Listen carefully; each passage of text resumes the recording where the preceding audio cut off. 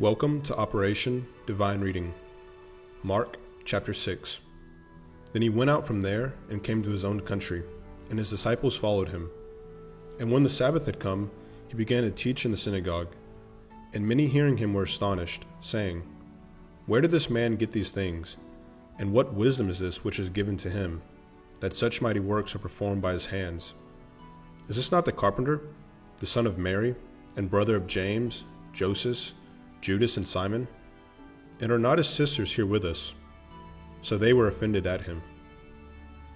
But Jesus said to them, "A prophet is not without honor, except in his own country, among his own relatives, and in his own house."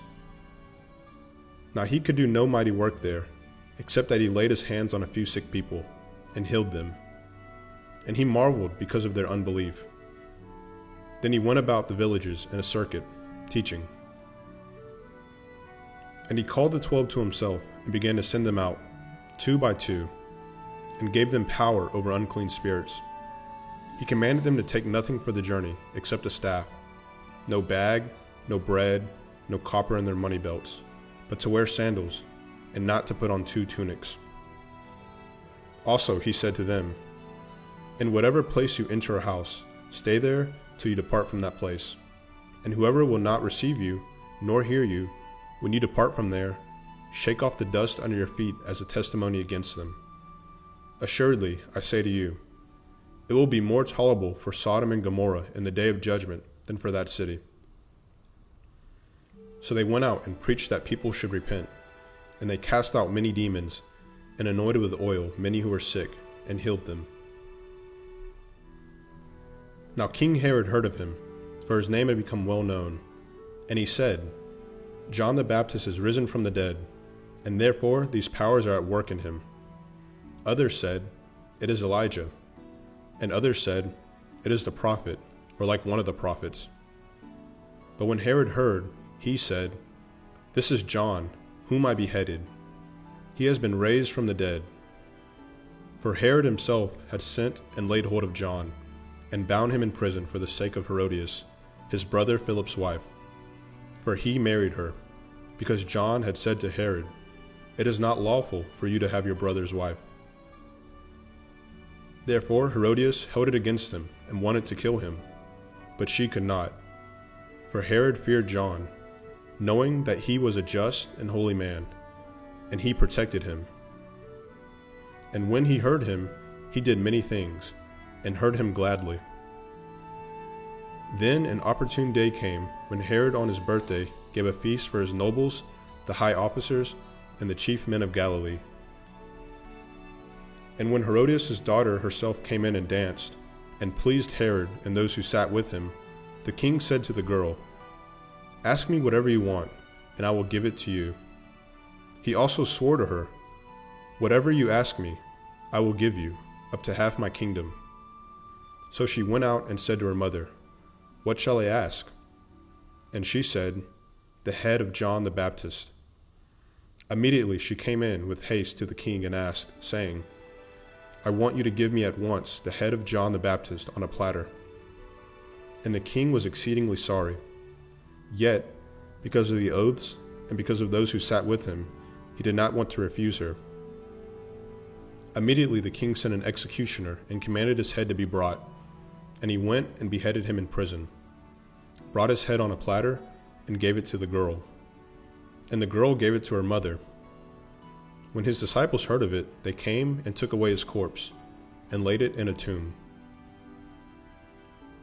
Then the apostles gathered to Jesus and told him all things, both what they had done and what they had taught. And he said to them, "Come aside by yourselves to a deserted place, and rest a while." For there were many coming and going, and they did not even have time to eat. So they departed to a deserted place in the boat by themselves. But the multitude saw them departing, and many knew him and ran there on foot from all the cities. They arrived before them and came together to him. And Jesus, when he came out, saw a great multitude and was moved with compassion for them, because they were like sheep, not having a shepherd. So he began to teach them many things. When the day was now far spent, his disciples came to him and said, This is a deserted place, and already the hour is late. Send them away, that they may go into the surrounding country and villages and buy themselves bread, for they have nothing to eat." But he answered and said to them, "You give them something to eat." And they said to him, "Shall we go and buy 200 denarii worth of bread and give them something to eat?" But he said to them, "How many loaves do you have? Go and see." And when they found out, they said, 5 and 2 fish.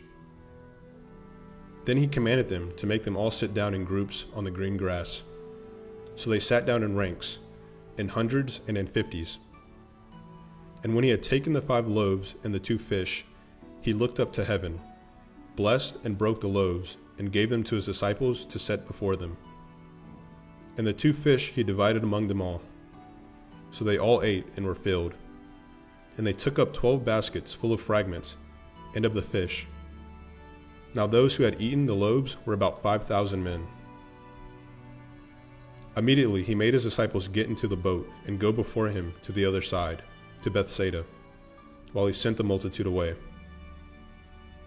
And when he sent them away, he departed to the mountain to pray. Now when evening came, the boat was in the middle of the sea, and he was alone on the land. Then he saw them straining at rowing, for the wind was against them. Now about the 4th watch of the night he came to them, walking on the sea, and would have passed them by. And when they saw him walking on the sea, they supposed it was a ghost, and cried out, for they all saw him, and were troubled. But immediately he talked with them, and said to them, "Be of good cheer, it is I. Do not be afraid." Then he went up into the boat to them, and the wind ceased, and they were greatly amazed in themselves beyond measure, and marveled. For they had not understood about the loaves, because their heart was hardened. When they had crossed over, they came to the land of Gennesaret, and anchored there. And when they came out of the boat, immediately the people recognized him, ran through that whole surrounding region, and began to carry about on beds those who were sick to wherever they heard he was. Wherever he entered, into villages, cities, or the country, they laid the sick in the marketplaces, and begged him that they might just touch the hem of his garment. And as many as touched him were made well.